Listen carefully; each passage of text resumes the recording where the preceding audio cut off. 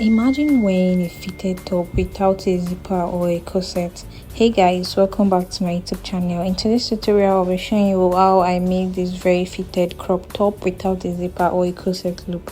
So the first thing you guys to do is to get your piece of fabric and mark it out like you are cutting an off-shoulder top. So the first thing I'll guide to do is to mark out my armhole length, my bust length, my under bust length, and my top length. I started taking my measurement from 4 inches because I'd calculated my allowances, like my chest line allowance plus the sewing allowance. So the next thing I go ahead to do now is to draw my lines just like you see me do.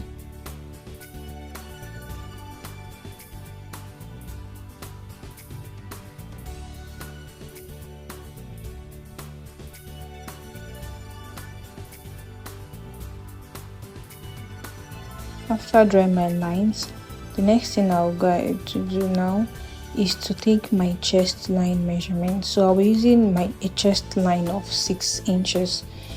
So I'll go ahead to mark that out as well. I'll go ahead to mark 6 inches just like this. After marking 6 inches, I'll go ahead to mark my bust span, and that is my nipple to nipple measurement, which is 4. I'll mark that on my bust point measurement. I'll mark that on my under bust point measurement and on my top length measurement as well. After doing that, I'll go ahead to connect these 3 lines together.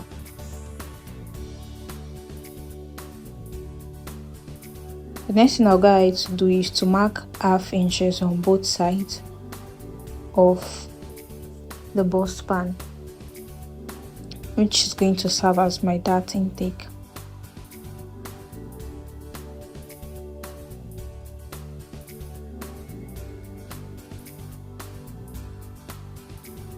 The next thing I'll go ahead to do is to mark 6 inches for my armhole intake. Normally my armhole is 7 inches, but I'll be using 6 inches since we are making a tiny strap top. So I'll make use of 6 inches and I'll go ahead to curve out my armhole. After doing that, I'll mark my bust span measurement, my bust measurement, which is divided by 4 plus 1 inches sewing allowance. I'll go ahead to mark that, and on my top length, which is my waist length measurement, I'll divide my waist divided by 4 plus 1 inches dart intake and 1 inches sewing allowance. After doing that, I'll go ahead to connect this like so, and the next thing to do is to mark out our neckline. So I'll be using a curvy neckline. I won't use any measurement. I'll just use my ruler, placing it on my armhole intake and just connecting it to the middle point of my fabric. The next thing I'll go ahead to do is to cut it out just like this.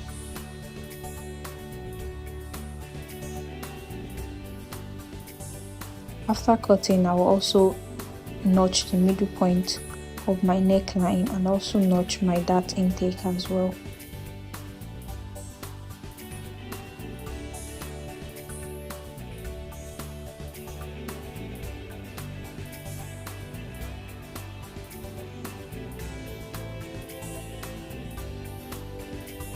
So after that, I'll go ahead to work on my back piece.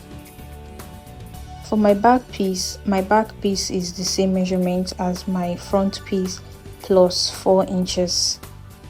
So the 4 inches, I will go ahead to attach it to the side of our front piece just like I've done already.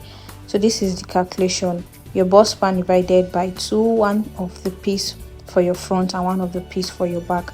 And because we're taking our measurements on fold, that is on 4 fold, that's why I divided it by 4 again. So after adding your 4 inches to the back, you attach that 4 inches plus ½ inch sewing allowance to the front piece, and the remaining piece of your back fabric is what you will use for your smoky side. So just like you see, the 4 inches is attached on both sides of your fabric. So the next thing I'll go to do is to attach my strap. I'd gone ahead to pipe it already, and I'll just attach it to the front of my armhole and to the back side as well. That's the back, the 4 inches that I attached to both sides of the front. I'll go ahead to attach the pipe or the strap to the back side.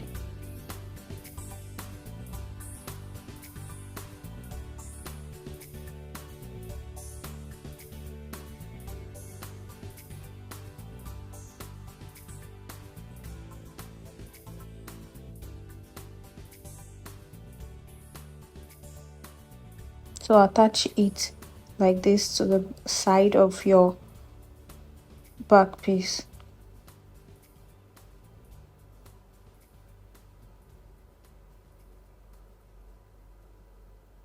And I'll go ahead to turn it up like using this color of bias, and this is what it looks like once I'm done. This is what it looks like. It's very neat and it's very easy to do. The next thing we'll go ahead to do now is to work on the back piece. So I'll be using a white elastic thread, and before that I'll go ahead to turn on half inches on the both side of the back piece, that is the back neckline and the back waistline. Just fold in half inches.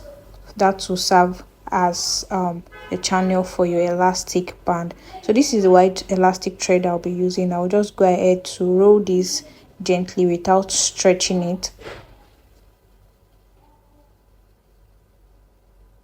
So if you are using this kind of a machine, this is how you are going to comfortably or easily use an elastic thread.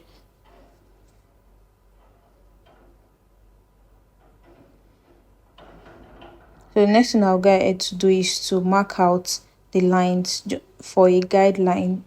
This is what to guide me on the inches I'll be leaving, though the space I'll be leaving for each of my sewing. That is the lines where I'll be sewing on. So it's just I'm not marking it all through because this is on the right side. That I'm just marking it at the edge to serve as a guideline. So I'll go ahead to increase my sewing extensions,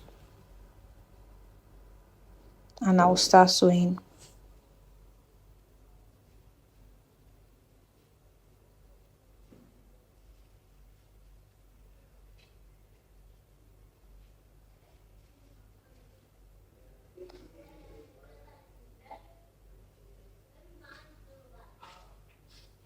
So I'll just go ahead to repeat this process until I'm done.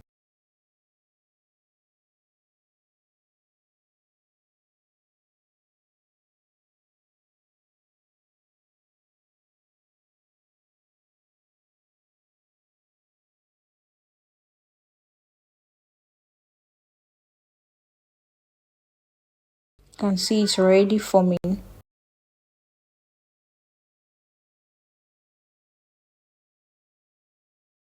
So I'll just repeat the process until I'm done.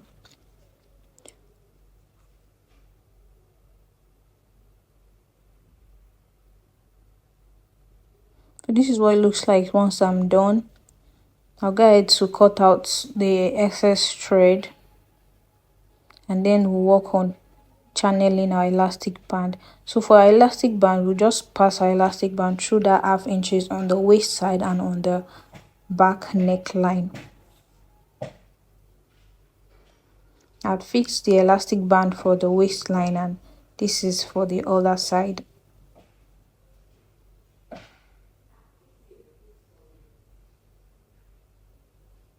So once I'm done doing that, I'll just go ahead to attach or secure one side of the elastic band, and I'll go ahead to measure the elastic band for the other side to make sure it is equal.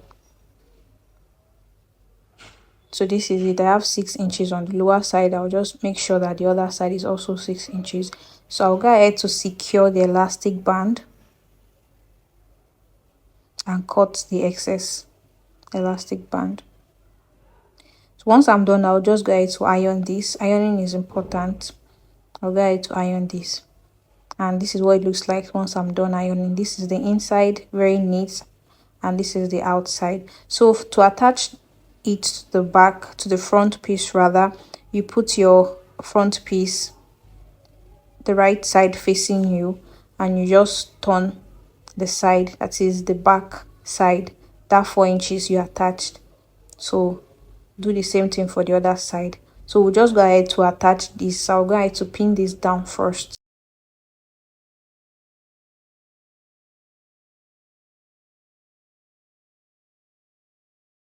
And once I'm done pinning both sides, I'll go ahead to sew this down.